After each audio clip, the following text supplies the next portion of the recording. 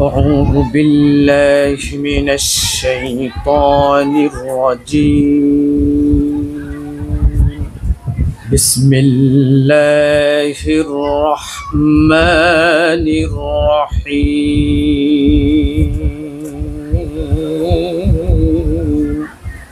الرحمن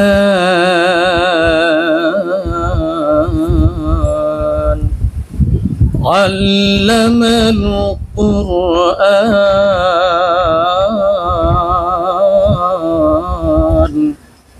خلق الإنسان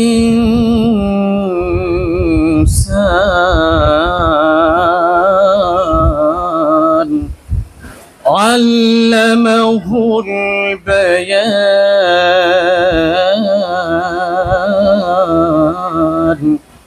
الشمس والقمر بحسبان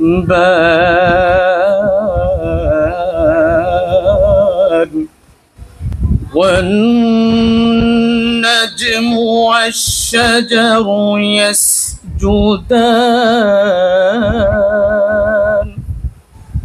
والسماء رفعها ووضع الميزان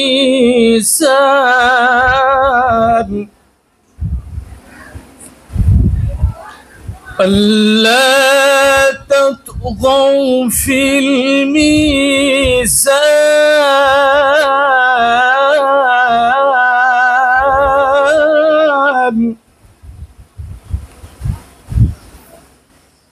وأقيموا الوزن بالقسط ولا تخسروا الميزان.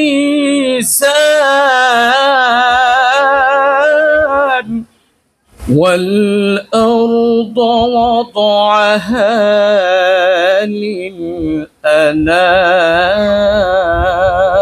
للأنام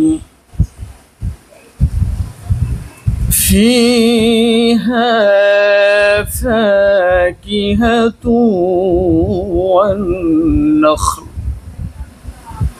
فيها فاكهة والنخل ذات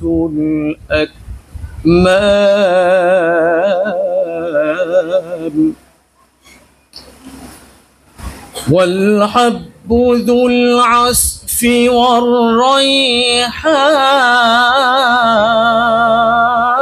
والريحان فبأي آلاء ربكما تكذبان فبأي آلاء ربكما تكذبان. صدق الله العظيم. السلام عليكم ورحمة الله وبركاته. Ashraful model school কর্তৃক আয়োজিত অনুষ্ঠানে উপস্থিত অভিভাবক, শিক্ষক মণ্ডলী, আমার প্রাণপ্রিয় ছাত্রছাত্রী, অনুষ্ঠানে উপস্থিত থাকার জন্য সবাইকে আমার পক্ষ থেকে আন্তরিক শুভেচ্ছা ও অভিনন্দন। আজকের এই অনুষ্ঠান শুধু ফলাফল নয়, আমাদের এর সাথে আরও কিছু যোগ করা হয়েছে। সেটা হলো এসএসসি পরীক্ষার্থীদের সংবর্ধনা, কৃতি সম্বর্ধনা। এই জন্যই এর সাথে অ্যাড করেছি যেন তাদের দেখে আমাদের প্রাণপ্রিয় শিক্ষার্থী, ছোট ছোট শিশু শিক্ষার্থীরা যেন এখান থেকে কিছুটা অনুমেয় করতে পারে, অনুধাবন করতে পারে। এই জন্য আমরা এখানে এর সাথে সংযুক্ত করেছি। আর প্রথমেই বলতে গেলে, সম্মানিত শিক্ষকবৃন্দ, প্রিয় অভিভাবক ও শিক্ষার্থীরা, আজকের এই আনন্দঘন অনুষ্ঠানে উপস্থিত সবার প্রতি আন্তরিক শুভেচ্ছা ও অভিনন্দন। প্রথমে যারা আজ অনুষ্ঠানে উপস্থিত হতে পেরেছেন সেই অভিভাবকের প্রতি কৃতজ্ঞতা প্রকাশ করছি। আপনাদের উপস্থিতি শুধু আমাদের উৎসাহ দেয় না, বরং শিক্ষার্থীদের জন্য বড় অনুপ্রেরণা।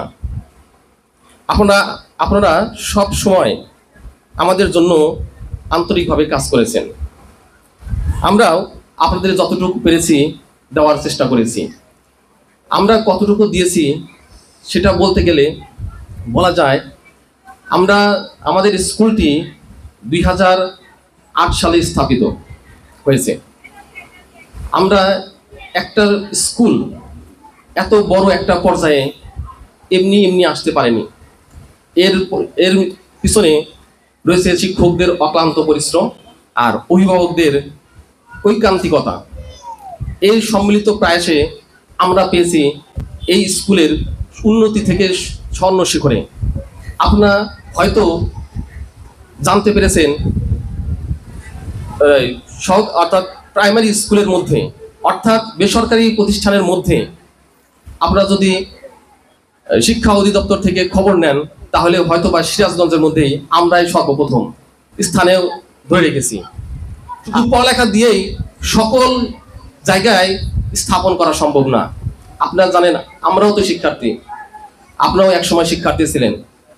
যারা ভালো রেজাল্ট করেছে, হ্যাঁ, পার্সেন্টেজ আছে ভালো জায়গায় অধিষ্ঠিত হওয়ার, কিন্তু যারা A+ পেয়েছে, কিছু A+, এমনও ভালো ভালো ছাত্র আছে যারা ভালো জায়গায় প্রতিষ্ঠিত হতে পারেনি। আমরা তো A+ এর জন্য মরিহা। একজন ভালো শিক্ষার্থী, ভালো গুণ, সৎ চরিত্র, মূল কথা ভালো শিক্ষার্থী, ভালো জ্ঞান সম্পূর্ণ ছাত্রছাত্রী হতে হবে। আমাদের শিক্ষার্থীকে আমরা সবসময় এ ধরনের অনুপ্রেরণা দিই। আমি বলতে গেলে শিক্ষার্থীদের জন্য যদি আমি 45 মিনিট ক্লাস নেই, তার মধ্যে অবশ্যই তাদেরকে আমাদের 5 মিনিট থেকে 7 মিনিট তাদেরকে ভবিষ্যৎ পরিকল্পনা সম্পর্কে অনুমেয় করা, তাহলে মনের মধ্যে একটা সাহস যোগে এবং পড়ালেখার প্রতি অনেক বেশি আগ্রহী হয়। তাই আমি বলতে গেলে, আমি যেমন আমার স্কুলের পক্ষ থেকে আমরা যেমন ওদেরকে মোটিভেশন করছি, আমি চাই প্রত্যেকটা অভিভাবক, প্রত্যেকটা শিক্ষক তাদেরকে কাছে টেনে ওদেরকে মোটিভেশন করা। কারণ ওরা তো ছোট, ওরা ভুল করবেই। আমাদের তো সেইভাবে ওদের সাথে তাল মিলানো যাবে না, আমরা ওদেরকে যথেষ্টভাবে বুঝাবো। এজন্য আমার কথা, সবাইকেই বুঝাইতে হবে, বুঝিয়ে ওদেরকে একটা ভালো একটা পজিশনে নিয়ে আসতে হবে। আর অবশ্যই আপনাদের অভিভাবক যেহেতু আসছেন, এখানে অনেক সুন্দর সুন্দর কথা হবে। আমার আরো টিচার আছে যারা বলবেন। এখানে আসার অর্থ হলো আপনার অনেক কাজ ব্যস্ততার মাঝেও এখানে যেহেতু এসেছেন, এখান থেকে কিছু কথা আপনাদের নিয়ে যেতে হবে। তাই আমার কথা, এখানে আপনারা যখন আসছেন, বাসাতে বা যখন স্টুডেন্টকে পাঠান, শিক্ষকদের সময় কমিউনিকেশন রাখতে হবে। কারণ আমি অনেকে শিক্ষার্থী দেখেছি স্কুলের নিয়ম শৃঙ্খলা আমাদের যথেষ্ট আছে, তারপরেও দেখা যায় আমি তো স্কুলের সকল দায়িত্ব পালন করি এবং কিছু স্টুডেন্টকে বেকাগাত করি, দেখা যায় কারণ শৃঙ্খলা নিয়ম ভঙ্গ করে। 2 দিন 3 দিন সে স্কুল ড্রেস আপ করে আসে না, একটা টি-শার্ট পরে আসে। টি-শার্ট তো শুধুমাত্র বাসার জন্য। গার্ডেনিং ওই শিক্ষার্থীর জন্য পথ প্রদর্শক। একজন ছাত্র যদি খারাপও হয়, একটু দুর্বলও হয়, কিন্তু যথেষ্ট পরিচর্যার মাধ্যমে ওকে ভালো জায়গায় পৌঁছানো সম্ভব।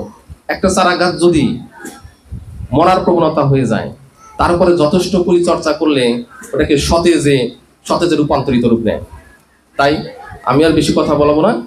আপনাদের সুস্বাস্থ্য ও এখানে আসার জন্য এসেছেন এবং এই অভিভাবক সমাবেশকে সাফল্যমণ্ডিত করেছেন, এজন্য আপনাদেরকে অভিনন্দন।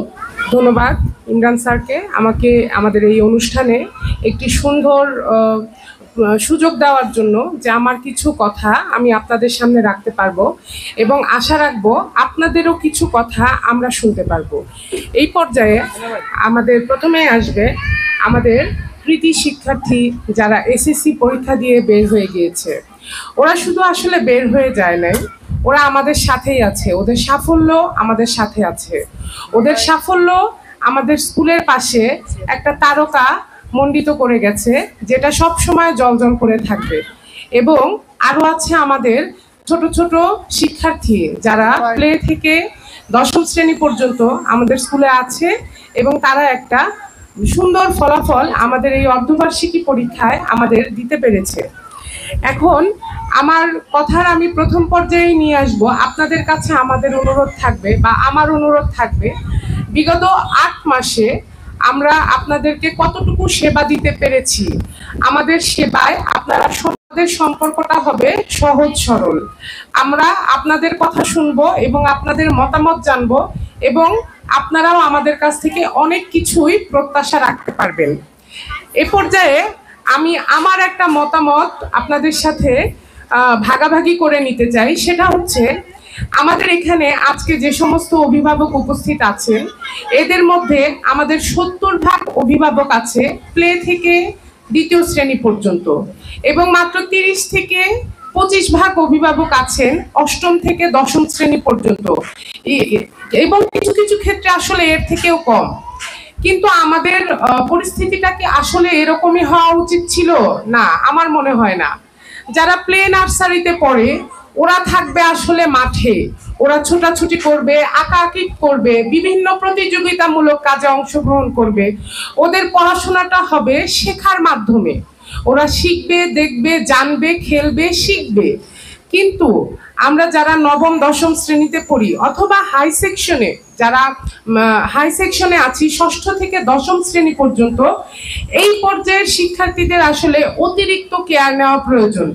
যেটা আমরা প্লে থেকে দ্বিতীয় শ্রেণী পর্যন্ত নেই সেটা আমাদের নিতে হবে নবম দশম শ্রেণীতে। কারণ কি, দশম শ্রেণীর ফলাফল আমাদের জন্য একটা স্মৃতিফলক হিসাবে কাজ করে, জীবন গড়ে উঠুক এবং আপনাদের পরিবারের জন্য সে একটা উদাহরণ হয়ে দাঁড়াক। এজন্যই আপনাদের বাচ্চাদের সাথে আমরা আসলে একটু মাঝে মধ্যে কড়া ভাষায় কথা বলে থাকি, এর জন্য আমরা আন্তরিকভাবে দুঃখিত। যাই হোক, এখন আমাদের কথা বলার আসলে অনেক কিছুই আছে কিন্তু সময় সীমিত। আমরা অবশ্যই আশা করব আপনাদের মধ্য থেকে কিছু কথা, আজকে যারা অভিভাবক উপস্থিত আছেন তারা অবশ্যই আমাদের সাথে আপনারা প্লিজ কথা বলেন। আপনারা না বললে আমরা বুঝতে পারবো না আমাদের সমস্যাটা কোথায়, আমাদের কোথায় উন্নতি করতে হবে, আমাদের কাছ থেকে আপনারা কি চাচ্ছেন, এই বিষয়ে আমাদের সাথে প্লিজ আপনারা কথা বলেন। আপনারা যদি চুপ করে থাকেন তাহলে আমরা আসলেও কিছু করতে পারবো না। এবং সর্বোপরি আমাদের যে আসন্ন যে এসএসসি ব্যাচটা আছে তাদের উদ্দেশ্যে কথা থাকবে, তোমরা আসলে তোমাদের বড় ভাইয়া আপুদের থেকে অনুপ্রাণিত হও। তোমাদের ভালো রেজাল্ট করতে হবে, ভালো রেজাল্ট অবশ্যই প্রয়োজন। ভালো মানুষ যেমন হতে হবে, ভালো একটা জায়গায় পৌঁছাতে হলে অবশ্যই ভালো রেজাল্ট করতে হবে। তোমাদের আগামী 5 বছরের পরিশ্রমের উপরে নির্ভর করবে তোমরা জীবনের বাকি 30টা বছর আল্লাহ যদি হায়াত দিয়ে বাঁচিয়ে রাখেন তাহলে তোমরা কোথায় থাকবে। শুধুমাত্র তোমাদের পরিশ্রমের উপরেই নির্ভর করবে, এটা আর অন্য কোনো কিছুর উপরেই নির্ভর করবে না। যাই হোক, আমি আমার বক্তব্য এখানেই শেষ করছি। ধন্যবাদ আপনাদের সবাইকে। আসসালামু আলাইকুম। বিসমিল্লাহির রহমানির রহিম। قال الله سبحانه وتعالى في القرآن المجيد بسم الله الرحمن الرحيم والعصر إن الإنسان لفي خسر إلا الذين آمنوا وعملوا الصالحات وتواصوا بالحق وتواصوا بالصبر صدق الله مولانا العظيم। বক্তৃতার শুরুতেই মহান আল্লাহ পাকের শুকরিয়া জ্ঞাপন করছি, যেই মহান আল্লাহ জাল্লা শানুহু আম্মান আওয়ালুহু ওয়া তাআলা আজকে আমাদেরকে একটি মহতে সাল্লামের শানে লাখো কোটি অগণিত দরুদ সালাম। যেই মহান মানবকে, যেই মহান মুক্তির দিশারিকে সৃষ্টি না করা হলে জগতের কুল কায়নাতের কোনো কিছুকে আল্লাহ তাআলা বানাতেন না, সেই মহান নবীর প্রতি ভক্তি, শ্রদ্ধা, সম্মান এবং মর্যাদার সাথে পাঠ করি সাল্লাল্লাহু আলাইহি ওয়াসাল্লাম। আজকের এসএসসি কৃতি শিক্ষার্থীদের সংবর্ধনা অনুষ্ঠান, আলোচনা সভা, অভিভাবক সমাবেশ, অর্ধবার্ষিক পরীক্ষার ফলাফল প্রকাশ এবং পুরস্কার বিতরণ অনুষ্ঠান 2025 আশরাফুল মডেল স্কুল কর্তৃক আয়োজিত আজকের এই অনুষ্ঠানে উপস্থিত সকলকে অন্তরের অন্তঃস্থল থেকে অভিবাদন জানাই, কৃতজ্ঞতা জানাই, আন্তরিক শুভেচ্ছা জ্ঞাপন করছি। সময় আমাদের অল্প, শুরুতেই আমাদের বেশ কিছু সময় নষ্ট হয়ে গেছে, আমরা দুঃখ প্রকাশ করছি। আল্লাহ রাব্বুল আলামিন পবিত্র হাবিবকে বলেছেন, হে হাবিব, আমি কিন্তু আপনাকে তৈরি করেছি সমগ্র জাহানের রহমত স্বরূপ। আপনারা জানেন মানবতার মুক্তির দিশারির মুক্তিদূত হযরত মুহাম্মদ রাসূলুল্লাহ কিন্তু সমগ্র জাহানের জন্য একজন রহমত স্বরূপ এসেছেন। আমরা কিন্তু তারই উম্মত, আমাদের সেই কর্মের ধারাবাহিকতা আমাদেরকে রক্ষা করতে হবে। অতএব আমাদেরকে মনে রাখতে হবে যে আমরা কিন্তু মানুষের কল্যাণে কাজ করব, হিউম্যান বিং ছাড়াও পৃথিবীতে যতগুলো ক্রিয়েচার আছে সকলের কল্যাণের জন্য কিন্তু আমরা কাজ করব। অতএব উপদেশ দিব ধৈর্যের মাধ্যমে, যতগুলো বিপদগ্রস্ত মানুষ আছে, যত রকমের সমস্যায় মানুষ আছে, সকল সমস্যার সমাধানের এই 4টা কাজ আমাদের করতে হবে। এরপরে একটা কথা বলতে যাই, সময়ের কসম করা হয়েছে, সময় কতটা গুরুত্বপূর্ণ। আজকে কিন্তু আমাদের একটু লেট হয়েছে, আমরা কিন্তু বারবার ঘড়ির দিকে, আমি নিজেও তাকাচ্ছিলাম যে আমাদের অভিভাবকরা যেন কষ্ট না পায়। সময় কত মূল্যবান। এই পৃথিবীতে যতগুলো নিষ্ঠুর কিছু আছে, যতগুলো ক্রুয়েল কিছু আছে পৃথিবীতে, আপনারা হয়তো বাঘকে নিষ্ঠুর বলতে পারেন, আপনারা হয়তো হাতিকে নিষ্ঠুর বলতে পারেন, তিমি মাছকে নিষ্ঠুর বলতে পারেন, যতগুলো অর্থাৎ কঠিন অর্থাৎ শিকারী, কঠিন হাজার হাজার মানুষকে মেরেও তারা আজকে মানবতার কথা বলছে, কিন্তু আমরা তা নই। লাকাদ খালাকনাল ইনসানা ফি আহসানি তাকবীম, আমি মানুষকে সুন্দর আবয়বে সৃষ্টি করেছি, সর্বোত্তম আকৃতিতে তৈরি করেছি। এরপরে বলেছে সুম্মা রাদাতনাহু আসফালা সাফিলিন, এবং এই মানুষকে আমি সর্বনিম্ন স্তরে নামাইয়া দিয়েছি। সর্বনিম্ন স্তরের উদাহরণ আপনারা দেখতে পেয়েছেন, ইসরায়েলদের অশুভ আচরণে কিন্তু আপনারা দেখতে পাচ্ছেন। তো আমি বলতে চাই সময় কতটা গুরুত্বপূর্ণ। পৃথিবীতে সবচাইতে নিষ্ঠুরতম কোনো বিষয় থাকলে হচ্ছে সময়। সময় কারোর জন্য অপেক্ষা করে না। পবিত্র কোরআনে মাজিদে অসংখ্য জায়গায় সময়ের গুরুত্বের কথা বলা হয়েছে। যেদিন তোমাদের কাছে মৃত্যু এসে পড়বে, 1 সেকেন্ড আগেও না, 1 মুহূর্ত আগেও না, 1 মুহূর্ত পরেও না, নিশ্চিত নির্দিষ্ট সময়ের মধ্যে কিন্তু কি হয়ে যাবে, মৃত্যু চলে আসবে। এই যে নির্দিষ্ট সময়, সকল কাজ যে আমরা নির্দিষ্ট সময় কাজ করব। আমাদের এই বিদ্যালয় আশরাফুল মডেল স্কুল, এই বিদ্যালয়টা যতগুলো কাজের জন্য ফেমাস, তার মধ্যে আমি স্কুলে আসার পর থেকে আমার কাছে সবচেয়ে যে বিষয়টা আমার দৃষ্টি আকর্ষণ করেছে তা হচ্ছে নাম্বার 1 ডিসিপ্লিন। প্রথম নাম্বার যে বৈশিষ্ট্য তা হচ্ছে ডিসিপ্লিন। আমার যেটুকু মনে হয়েছে, আমি স্কুলের অনেক বিষয়গুলো আমি পর্যবেক্ষণ করেছি। আপনারা দেখেছেন এসএসসি 2022-এ 70 জনের মধ্যে 44 জন গোল্ডেন এ প্লাস সহ 100% কৃতকার্য হয়েছে। আমি অবাক হয়েছি, আমি সারপ্রাইজড হয়েছি, আমি আশ্চর্য হয়েছি। এজন্য যে 2021 অর্থাৎ 1999 অর্থাৎ যে করোনা মহামারী পৃথিবীর সব কিছুকে ওলটপালট করে দিয়েছে। উন্নত দেশগুলো, developed countries in the world, পৃথিবীতে যতগুলো উন্নত দেশ আছে তাদের কার্যক্রম পর্যন্ত স্থগিত করে দিয়েছে, তাদের কার্যক্রম পর্যন্ত বন্ধ করে দিয়েছে। বাংলাদেশের অবস্থাও কিন্তু নাজুক অবস্থা হয়েছিল। আমাদের আশেপাশে এশিয়া মহাদেশ সহ বিভিন্ন দেশগুলো কিন্তু 2020 সারা পৃথিবীকে ওলটপালট করে দিয়েছে। আমাদের জনাব পরিচালক লক্ষ্য রেখে কষ্ট করে পরিশ্রম করে এবার এখানে টিচার গুলো যারা আছেন, অর্থাৎ প্রশিক্ষণরত টিচার যারা রয়েছেন, তাদের তত্ত্বাবধানে এবং স্যারের যোগ্য মনিটরিং এ 2022-এ 70 জনের মধ্যে 44 জন 100% কৃতকার্য হয়েছে, একজনে কিন্তু ফেল করে নেই। আমরা ইতিপূর্বে যদি আরো তাকাই, আমাদের বিএসসি 2015-তে 52 জন ক্লাস 5-এর স্টুডেন্ট 52 জনের মধ্যে জিপিএ 5 পেয়েছে। মনে রাখতে হবে, এত সফলতা কিন্তু এমনি এমনি আসে নাই। আরেকটি কথা বলতে চাই, আমরা টিচাররাই শুধুমাত্র অবদান রাখি না, আমরা হিসাব করে দেখেছি 24 আওয়ার্সের মধ্যে, অর্থাৎ 24 আওয়ার্সকে যদি আমরা 4 ভাগে ভাগ করে নেই, তার মধ্যে মাত্র 1টা ভাগ কিন্তু আপনার সন্তান কিন্তু বিদ্যালয়ে অবস্থান করে, আর 3টা ভাগ কিন্তু আপনার সন্তান বাড়িতেই অবস্থান করে। মনে রাখবেন, আমরা টিচাররা শুধুমাত্র কিন্তু পড়াটাকে খাওয়ায় দেই না, আমরা টিচাররা পথ দেখাই তারা কিভাবে তৈরি হবে। বাড়িতে স্টাডি করার মতো মানসিকতা তৈরি করার জন্য আপনারা সন্তানদেরকে উপদেশ দিবেন। আমার যেটুকু মনে হয়েছে, আজ আমাদের শিক্ষা ব্যবস্থার মধ্যে যদি নেগেটিভ কোনো বিষয়টা তুলতে চাই, তার মধ্যে একটা বিষয় হচ্ছে আমাদের সন্তানদের মাঝে স্বপ্ন নাই, স্বপ্নবিহীন সন্তান। মনে রাখবেন, স্বপ্ন আছে বলে তো 24 তৈরি হয়েছে, স্বপ্ন আছে বলে তো 71 তৈরি হয়েছিল। আমাদের সন্তানদের মধ্যে স্বপ্ন তৈরি করতে হবে। বাবা, তোমাকে ভালো রেজাল্ট করতে হবে। শুধুমাত্র ভালো রেজাল্ট নয়, স্যাররা বলেছেন এক একজনকে স্ট্রিমলি অর্থাৎ ঘুরপাক খায়, বাসায় কখন ফিরে আসবে। আমরা মানুষ, যদি কোনো স্টুডেন্ট সন্ধ্যার পরে বাসায় না আসবেন, মনে রাখবেন ধ্বংস অনিবার্য। আমি বলতে চাই, রাসূলুল্লাহর একটি হাদিস, রাসূলুল্লাহ সাল্লাল্লাহু আলাইহি সাল্লাম বলেছেন, যার আজকের দিনটি গতকালের চেয়ে উন্নত হলো না, যার আজকের দিনটি গতকালের চেয়ে উন্নত হলো না, তার ধ্বংস অনিবার্য। আজ আমরা যেই জগতে বসবাস করছি, সবসময় কিন্তু নিজেকে আমরা আপডেট করছি, নিজেকে আমরা সবসময় বদলাচ্ছি, নিজেকে আমরা সবসময় কিন্তু পরিবর্তন করছি, কিন্তু প্রতিদিনের পরিবর্তন কি আমাদের দ্বারা হচ্ছে? এর জন্য বলতে চাই, যারা এই যে আজকে কৃতি শিক্ষার্থীদের আমরা আজকে ক্রেস্ট দিব, পুরস্কার দিব, বলতে চাই এই শিক্ষার্থীরা তাদের মধ্য থেকে বক্তব্য দিবে।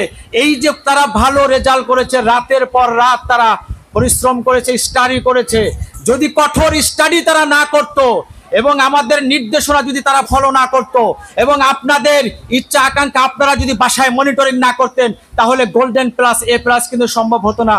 আমাদের কাছে মাত্র 24 ঘন্টার মধ্যে মাত্র একটা ভাগ, 4 ভাগের 1 ভাগ মাত্র অবস্থান করে, বাকি 3টা ভাগ কিন্তু আপনাদের বাসায় অবস্থান করে। অতএব তাদেরকে লক্ষ্য রাখবেন, আমাদের পড়াগুলো তারা ঠিকঠাক মতো দেখে কিনা, পড়ে কিনা, মাঝে মধ্যে খাতাগুলো চেক করে দেখবেন, জিজ্ঞাসা করবেন, বাবা আজকে স্যার তোমাদের কি পড়া দিয়েছে। মাঝে মধ্যে যখন দেখবেন যে খাতা ফাঁকা, বুঝতে পারবেন যে আপনার ছেলে কিন্তু ক্লাসে ঠিকঠাক মতো মনোযোগ দিচ্ছে না। অ্যাটেনশন একটা খুব গুরুত্বপূর্ণ বিষয়। সুন্দর অ্যাটেন্টিভ, আপনারা যেমন মনোযোগ দিয়ে আমাদের কথা শুনছেন, অ্যাটেন্টিভ শ্রোতা হতে হবে, মনোযোগী শ্রোতা হতে হবে। মনে রাখবেন যে মনোযোগী শ্রোতা সে কিন্তু সফল হবে। যারা কথা কম বলে তারা সফল। পৃথিবীতে আমার কাছে যতগুলো সফল মানুষ হয়েছে তারা কিন্তু কথা কম বলেছে। আপনার স্টুডেন্ট, আপনার বাচ্চারা যদি বাসায় খুব কথা বলে পড়া বাদ দিয়ে, মনে রাখবেন যে স্টুডেন্ট কিন্তু যথার্থভাবে আগাচ্ছে না। মেধাবীরা কিন্তু কম কথা বলে, কারণ যেটুকু তারা বাহ্যিকভাবে বন্ধু বান্ধবের সাথে এলোমেলো কথা বলে সময় নষ্ট করবে, তারা মনে রাখবে আমার এনার্জি লস হয়ে যাচ্ছে, এইটুকু এনার্জি বাসায় গিয়ে সে স্টাডি করবে। অতএব আমি আপনাদের অভিভাবকদেরকে জানাতে চাই, কষ্ট পাবেন না আমার কথায়, স্বপ্ন রাখবেন, ওদের মধ্যে স্বপ্ন তৈরি করে দিবেন। স্বপ্নবিহীন মানুষ দিয়ে কোনো কাজ হবে না। আপনি ওদেরকে যদি স্বপ্ন না দেখাতে পারেন, ওদেরকে যদি বিসিএস ক্যাডারের স্বপ্ন না দেখাতে পারেন, ওদেরকে যদি মানুষের মতো মানুষ হওয়ার স্বপ্ন যদি দেখাতে না পারেন, ওদেরকে যদি কোনো দৃষ্টান্ত দেখাতে না পারেন যে তোমার মামা একজন বিসিএস ক্যাডার, তোমার শিক্ষক, তোমার অমুক একজন শিক্ষক, তোমার মা, তোমার বাবা সবাই কিন্তু ভালো চাকরি বাকরি করে, ওদেরকে যদি ভালো কোনো দৃষ্টান্ত ওদের সামনে উপস্থাপন করতে ব্যর্থ হন, তাহলে মনে রাখবেন ওরা কিন্তু রাত জেগে পড়াশোনা করবে না। আমি রাত জেগে পড়াশোনার বিপক্ষে। তবে একটা কথা বলতে চাই, এইবার যারা পরীক্ষা দিচ্ছ আমি তাদেরকে বলতে চাই, সকালের একটা সেকেন্ড তোমরা নষ্ট করবে না। আমি তোমাদেরকে বলতে চাই, সর্বনিম্ন সন্ধ্যার পর থেকে রাত্রি 10টা পর্যন্ত ফোন ডাস্টবিনে ফেলে দাও। ফোন তোমরা রাখবা না। ফোন আমাদেরকে ধ্বংস করে দিয়েছে। অনেক অভিভাবক আমাকে বলেছে, স্যার ফোন আমাদেরকে শেষ করে দিয়েছে। কোন অভিভাবক, এখানে নয়, আমি অন্য কথাও শুনেছি, কোন অভিভাবক বলেছে, স্যার বাচ্চারা ঠিকঠাক মতো চোখে দেখে না। তো চোখে না দেখার কারণ কি? আপনারা জানেন, এক মুরব্বী আমাকে বলেছিল, কোনো এক থানায় আপনারা যখন যে ফ্রি ফায়ার গেম খেলতো বাচ্চারা, তখন মুরব্বীরা আমাকে, এক মুরব্বী বলেছিল 2040 বা 41-এর দিকে আজকে যারা ফোনে খুব আসক্ত, এই মানুষগুলো 2040 কি 41 সালে তারা ঠিকঠাক মতো চোখে দেখবে না। অতএব বলতে চাই, এই ফ্রি ফায়ার গেম নামক ধ্বংস করে বাসায় না থাকে, আপনি মনে রাখবেন আপনার সন্তান কার সাথে মিশছে। আপনি অভিভাবক হিসেবে এটা মনে রাখবেন যে বাচ্চা কার সাথে মেশে। আমার বাচ্চার এত সুন্দর ব্যবহার ছিল, উঁচু আওয়াজে কথা বলে না, আস্তে আস্তে কথা বলতো। আমার বাবা কেন মুখের উপর কথা বলে, টিচারদের মুখোমুখি কথা বলে, আমার বাবা কেন বড়দের সামনে অর্থাৎ ভদ্রতার সাথে কথা বলে না, এগুলো সব সময় মনিটরিং করতে হবে বাবা মা হিসাবে। আমরা টিচার, আমাদের কিন্তু ডাবল দায়িত্ব। আমরা শুধুমাত্র শিক্ষক নই, আমরা কিন্তু অভিভাবকের দায়িত্ব পালন করছি। এজন্য আমরা বলতে চাই, অভিভাবক যারা আছেন, আমাদের সাথে কম্বিনেশন সম্পূর্ণ, আমাদের সাথে কম্বিনেশন, টিচারদের সাথে কম্বিনেশন, প্রতিষ্ঠানের সাথে কম্বিনেশনের জায়গায় সামান্যতম গ্যাপ রাখা যাবে না। সামান্যতম গ্যাপ রাখলে কি হবে, আপনার সন্তানদের অনেক বিষয়গুলো যখন আমাদের চোখে পড়বে, ত্রুটি বিচ্যুতি, আমরা আপনাদেরকে জানাবো। এই জন্য মাঝে মধ্যে আসবেন, জিজ্ঞাসা করবেন ইচ্ছাকৃতভাবে আমার সন্তান কেমন পড়াশোনা করে, এটা আপনার ইচ্ছা করে আপনারা আমাদেরকে জানাবেন। যেহেতু আমাদের হাতে সময় কম, তাই আমি একটা কথা বলতে চাই, যারা এসএসসি 2025 ক্যান্ডিডেট যারা আছো, 2026, আমি বলতে চাই সময় কিন্তু খুব কম। তোমরা যদি সময়কে মূল্যায়ন না করতে পারো, এখন থেকে, আজকে থেকে নিজেকে অনুপ্রাণিত করো।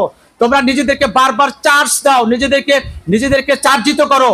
যখন তুমি এলোমেলো হয়ে যাবে, যখন তোমার পড়ায় মন বসবে না, তখন তোমার মেধাবী শিক্ষার্থী, তারা বড় ভাইয়ের কাছে যাও, যারা সফল হয়েছেন, সফল ব্যক্তিদের কাছে যাও, তাদের কাছে, তাদের সংস্পর্শে যাও, তাদের পরামর্শ নাও, নিজেকে আবার এনার্জেটিক করতে পারবা, নিজেকে আবার তৈরি করতে পারবা। বারবার নিজেকে আপডেট করতে হবে। যখনই পড়তে মন বসবে না, তখন যারা ভালো পড়াশোনা করেছে তাদের কাছে গেলে আমাদের আবার এনার্জি ফিরে আসবে। বারবার নিজেদেরকে কি করতে হবে? নবায়ন করতে হবে। বারবার নিজেকে নতুন উদ্যমে সামনের দিকে আগাতে হবে। আমাদেরকে সফলতা আনতে হবে। সফলতাই আমাদের লক্ষ্য। এই লক্ষ্য নিয়ে আমাদেরকে সামনে আগাতে হবে। এজন্য বলতে চাই, আশরাফুল মডেল স্কুল, এই আশরাফুল মডেল স্কুল 2008 সাল থেকে আমাদের অভিজ্ঞ, আমাদের সম্মানিত পরিচালক মহোদয় কত সুন্দরভাবে অফিসে বসে সব কিছু, স্কুলের বাচ্চারা শুধু কি পড়াশোনার ক্ষেত্রে নয়, সকল ক্ষেত্রে বাচ্চারা কখন যাচ্ছে, বাচ্চারা পড়াশোনা কিভাবে করছে, এমনকি বাসায় কেমন পড়াশোনা করছে, অভিভাবকদের সাথে নিয়মিত কমিউনিকেশন রাখার পাশাপাশি সার্বিকভাবে উনি পরামর্শ দেন কিভাবে ভালো রেজাল্ট করবে। এবছর যারা পরীক্ষা দিতে যাচ্ছ, তারা আজকে থেকে আর যেটুকু সময় আছে, একটা সেকেন্ডও তোমরা নষ্ট করবে না। যদি সময় নষ্ট না করো, আমাদের পরামর্শ মোতাবেক যদি চলো, তাহলে তোমার যেমন স্বপ্ন পূরণ হবে। তোমার মা বাবা, শুধুমাত্র তোমার মা বাবা নয়, তোমার প্রতিবেশী কিন্তু আমরা বাধ্যতামূলক করব। দুবেলা ক্লাসের বিষয়টা কিন্তু আমরা বাধ্যতামূলক করব। আপনাদের অভিভাবক সমাবেশে আজকে বিষয়টা আপনার মেসেজ দিতে চাই, আপনার বাচ্চারা অন্তত 4টা পর্যন্ত প্রতিষ্ঠানে থাকতে হবে। কারণ এইটুকু সময় যদি প্রতিষ্ঠানে না থাকে, তাহলে কিন্তু তারা গড়ে উঠবে না। আপনার বাচ্চারা যে দুপুর টাইমে চলে যায়, তাহলে সারাক্ষণ কিন্তু সে পড়াশোনা করছে না। সে বলবে যে আমাদের কি দুপুরে পড়ার টাইম, সে বলবে বিকেলে কি পড়ার টাইম, আমরা তো বিকেলে পড়াচ্ছি না, বিকেলে মাঠে খেলাধুলা করবে বাচ্চারা। কিন্তু দুপুর থেকে 4টা পর্যন্ত সময়টা, এই সময়টা যখন ও চলে যাবে, বাসায় কিন্তু পড়াশোনা করবে না, বলবে যে আমার গরম ধরেছে, আমি এখন এতে কি পড়াশোনার সময় হলো। কিন্তু এরপরও 4টা পর্যন্ত কোনো বাচ্চা যদি আমাদের প্রতিষ্ঠানে অবস্থান করে, তাহলে কিন্তু আমরা যেভাবে হোক আমরা কিন্তু সুন্দরভাবেই আমরা সুন্দর পরিবেশেই কিন্তু তাদের শিক্ষাদানের ব্যবস্থা করছে। অতএব সুন্দর এই প্রতিষ্ঠান আশরাফুল মডেল স্কুল শুধুমাত্র সিরাজগঞ্জের গৌরব নয়, এই নর্থ বেঙ্গলের কিন্তু একটা গৌরব। করে তাদেরকে একটু স্পেশাল নার্সিং দিলে ভালো হয়। আর একটা কথা আমি বলতে চাই, যেমন শারীরিক শিক্ষা নামে একটা ক্লাসের বোধহয় বই আছে, এবং সেটা বোধহয় এই স্কুলে পড়ানো হয় না। তো একটা ছেলেকে মানসিক এবং শারীরিকভাবে বেড়ে উঠতে হবে ভবিষ্যতের জন্য। তা আমি মনে করি যে শারীরিক শিক্ষার ব্যাপারে আপনারা একটু যত্নবান হবেন এবং এই ক্লাসটা করানো দরকার, এবং খেলাধুলার আয়োজন করা দরকার। তাছাড়াও রোভার স্কাউট আছে, যেগুলোর মাধ্যমে উপস্থিত বক্তৃতা এবং অন্যান্য ব্যাপারে একটু পরামর্শ দিলে ছাত্ররা ভবিষ্যতের জন্য নিজেকে প্রস্তুত করতে পারবে। আর ক্লাসে আরেকটু যদি আমরা যেহেতু ব্যস্ত লোক, এই রেজাল্টগুলো হয়তো দিলে বাচ্চারা আমাদের কাছে দিতে একটু। গত 50টি অঙ্ক দিয়েছি, এই 50টি অঙ্ক সে 12 মাসে কিন্তু করতেছে। দ্যাট মিনস সে ঘুরে ঘুরে করতে করতে করতে করতে অঙ্কটা তার ভিতরে মুখস্থ বিষয় চলে আসছে, তার ভিতরে কিন্তু সৃজনশীলতার বিষয়টি আসছে না। আমি স্কুল কর্তৃপক্ষের দৃষ্টি আকর্ষণ করছি, আমরা টেক্সট বুকটা যেন বেশি গুরুত্ব দিই।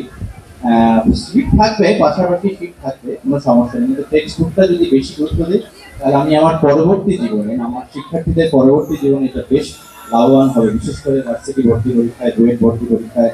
কারণ আমি আমার নিজ থেকে, আমি ছিলাম ব্যাক বেঞ্চার, কিন্তু বেস যদি ভালো না হয়, আপনি আসলে জিপিএ 5 বা কোনো কিছু দিয়ে আপনি কিছু করতে পারবেন না। কারণ আপনার ভার্সিটি ভর্তি পরীক্ষা বলেন, মেডিকেল ভর্তি পরীক্ষা বলেন, সব ক্ষেত্রে প্রশ্নের জন্য কোনো সিলেবাস নেই, কোনো সীমা নেই, যে কোনো জায়গা থেকে প্রশ্ন আসতে পারে। তাই আমি বলছি যে যদি আমার বেস ভালো থাকে, তাহলে আমি সব কিছুতেই পারবো।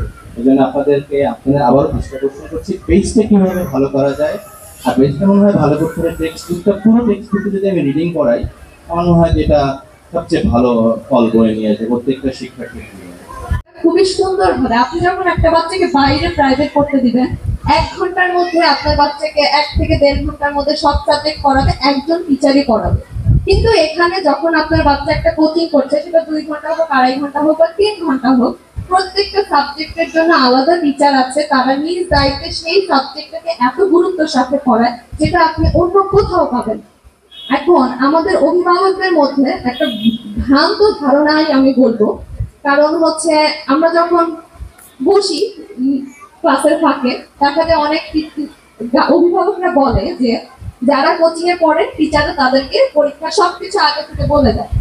আমার বাচ্চাও কোচিং এ পড়ে, আমি এই 8 মাসে কোনোদিন দেখি নাই যে একটা ওয়ার্ডও বলে দিচ্ছে যে এই ওয়ার্ডটা পরীক্ষায় আসবে, আপনি ভালো করে পড়াবেন। শীটটাও যদি দিয়ে দেয়, তারা দিয়ে দেয়, সেই শীট থেকে একটা ওয়ার্ডও তারা কমায় না, একটা শূন্য স্থান কমায় না।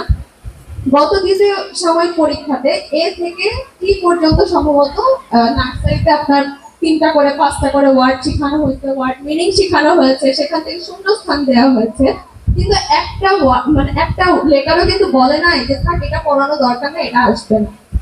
সুতরাং আমি গার্জিয়ানদেরকে রিকোয়েস্ট করবো যে এই ভ্রান্ত ধারণাগুলো অন্যদের মধ্যে ছড়াবেন না যে কোচিং এ পড়ায় মানে সাজেশন দিয়ে দেয়। এটা খুবই ভুল ধারণা আপনাদের। কোচিং এ তারা অতি যত্নের সাথে পড়ায়, যেটা কিনা আপনারা অন্য কোথাও পাবেন না।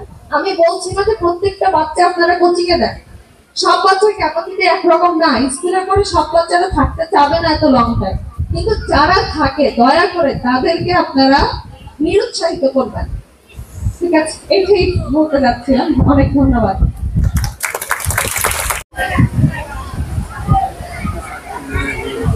আসসালামু আলাইকুম।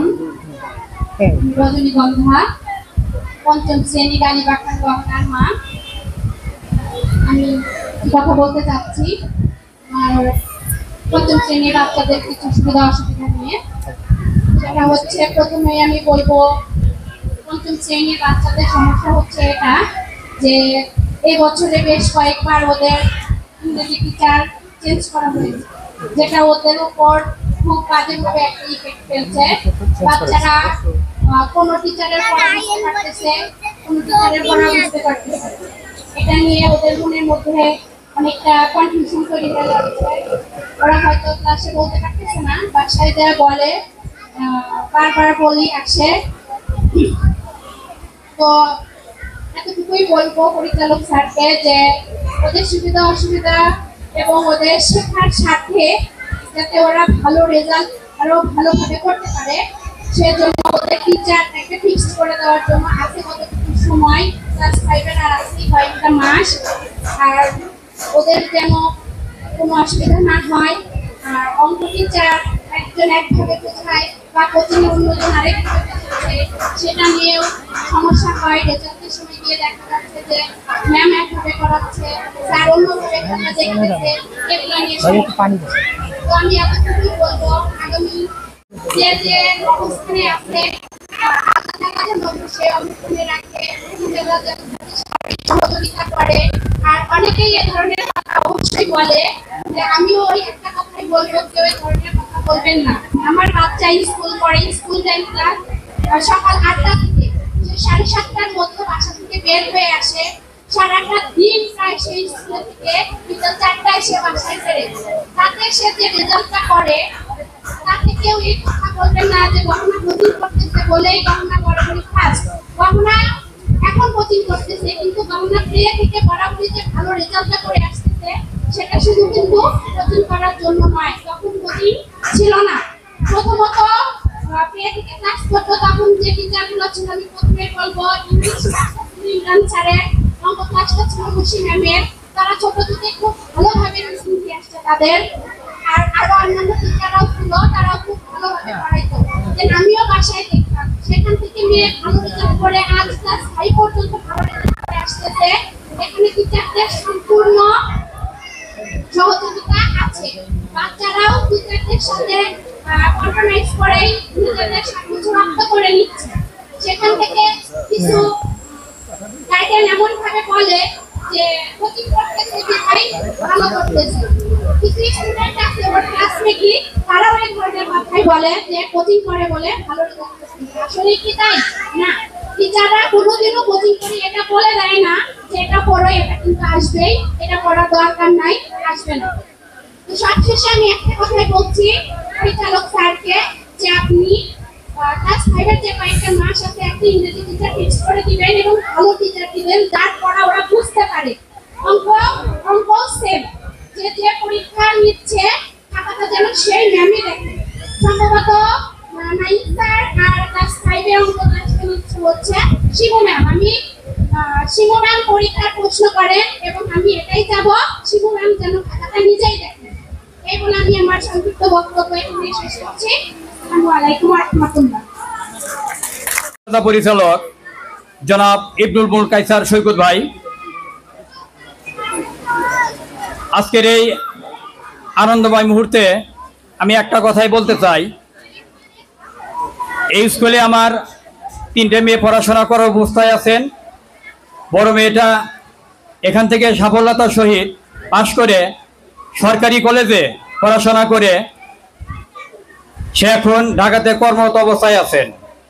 আমার দ্বিতীয় মেয়ে সান্দিদা আফরিন অথই, আপনাদের দোয়া করে যে চান্স পেয়েছেন, তাহলে আমার দ্বিতীয় মেয়েটাকে আমি ওই স্কুলেই দেব যে স্কুল থেকে আমার বড় মেয়েটা এত সুন্দর রেজাল্ট করে আজ সরকারি কলেজে ভর্তি হয়েছিলেন।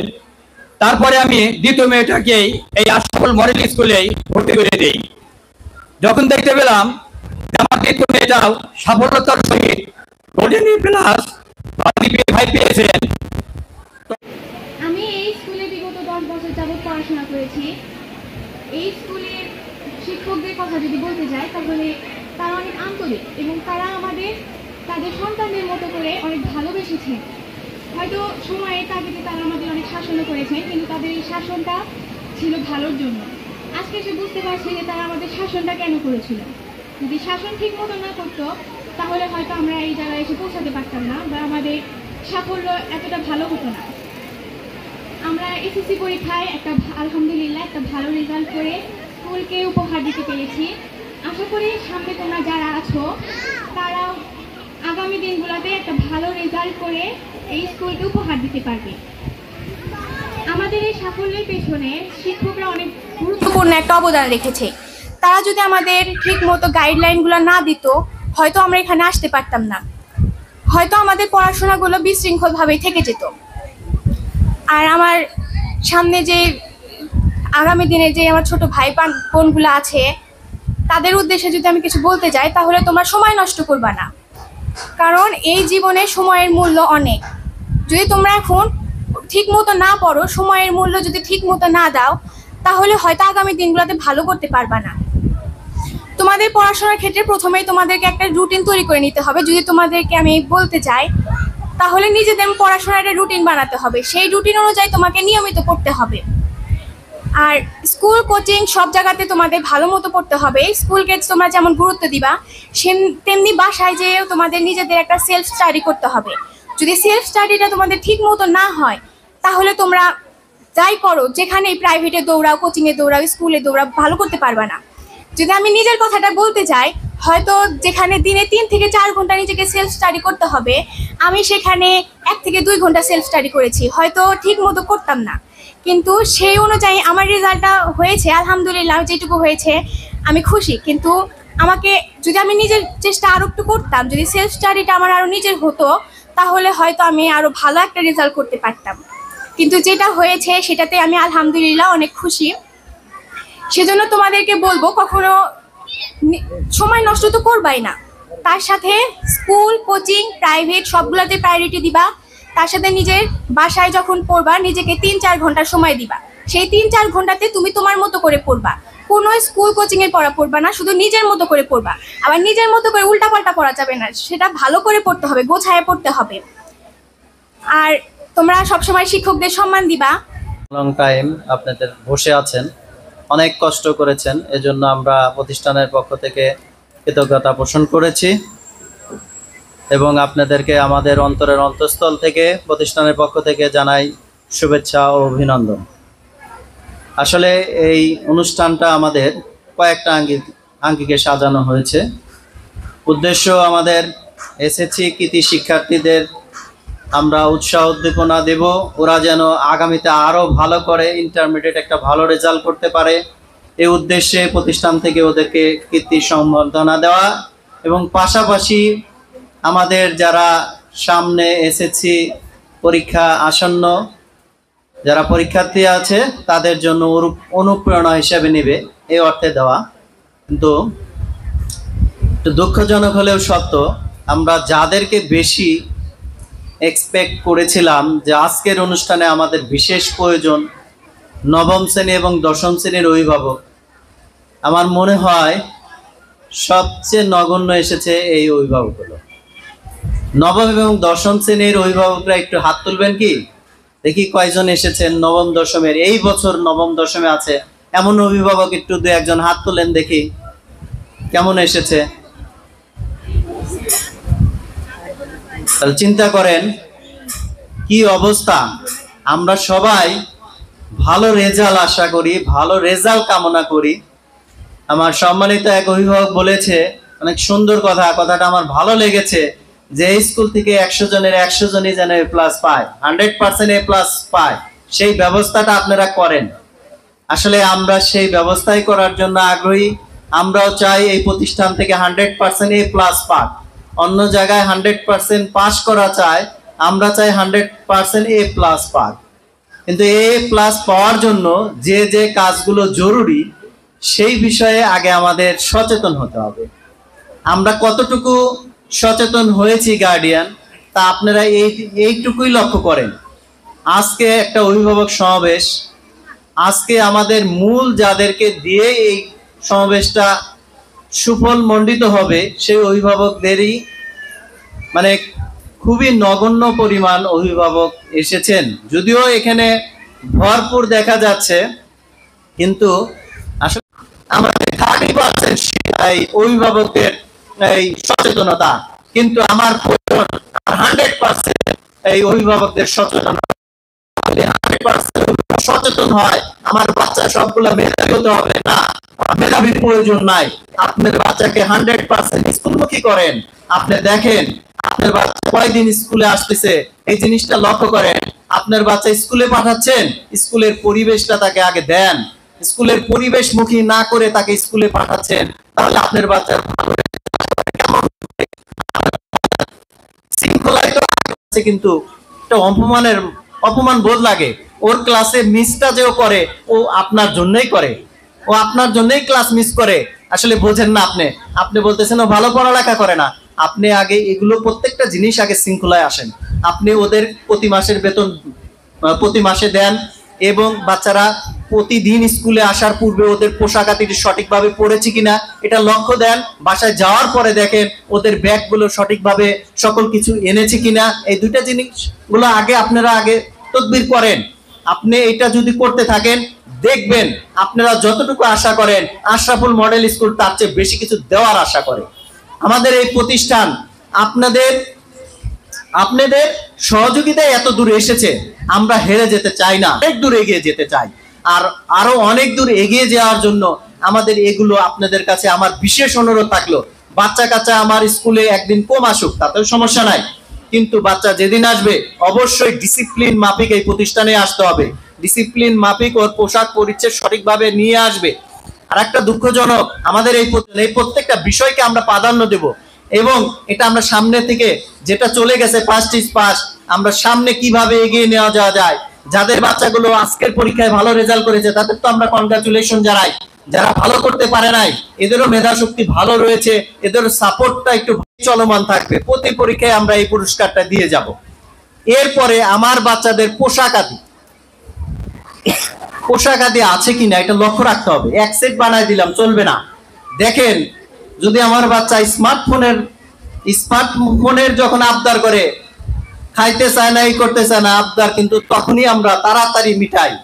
কিন্তু ওর চেয়ে আমার বড় প্রয়োজন স্কুলে যাবে, স্কুলের পরিপূর্ণ পোশাকটা।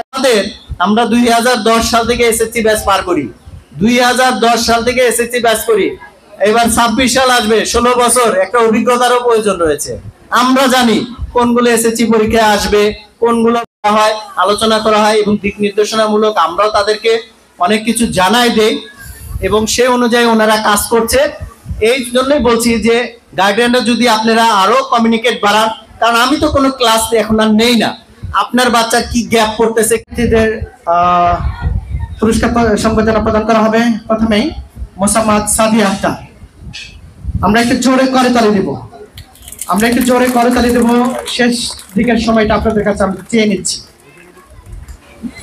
হ্যাঁ, ওদেরকে আরো উৎসাহ দেবো আমরা, ভবিষ্যতে যেন আরো ভালো কিছু করতে পারে। রাজিয়া আক্তার, মোসাম্মদ রাজিয়া আক্তার। না, এটা একটু স্লোই হোক, যেহেতু এটা একটা টেলিকাস্ট হচ্ছে, live telecast. Razia Akhtar. Uniform পরে আসে, আমাকে তো বলে না, আমরা ওখানে বলে দেখলাম ইউনিফর্ম পরে আসে। এখন তো সময় নাই। হ্যাঁ, এখন তার সময়। আশা করছি আপনারা এতক্ষণ পর্যন্ত আমাদের সাথে ধৈর্য সহকারে থেকে